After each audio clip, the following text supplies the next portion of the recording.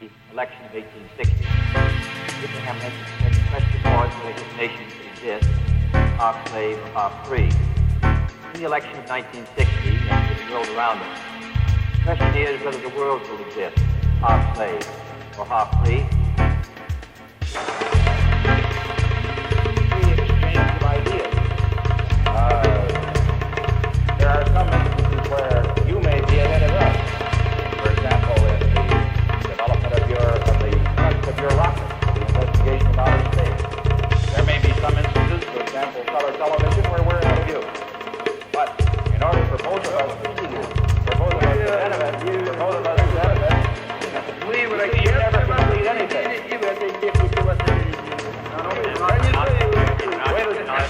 Wait a point.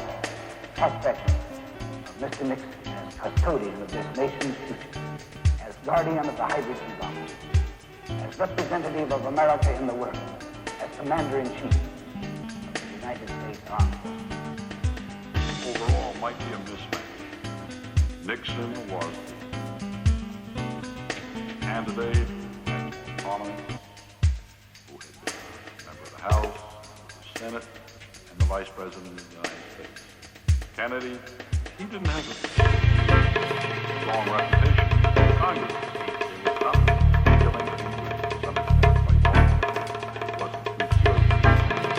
Oh, I think he was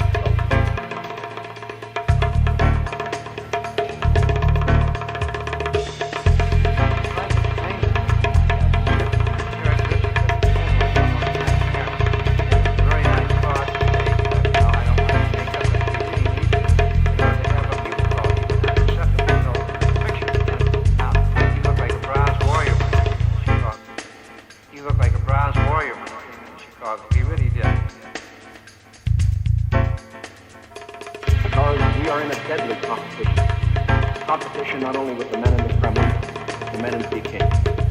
We're ahead, we can fly. But when you're in a race, the only way to stay ahead is to move ahead. As a training ground for an inexperienced man who is rash and impulsive. This administration has failed to recognize that in these changing times, with a revolution of rising expectations sweeping the globe, the United States has lost its image as a new, strong, vital, revolutionary society. I have been to Russia and I've seen it. I've been to the United States and I've seen it. And there is no need for a second-rate psychology on the part of any American.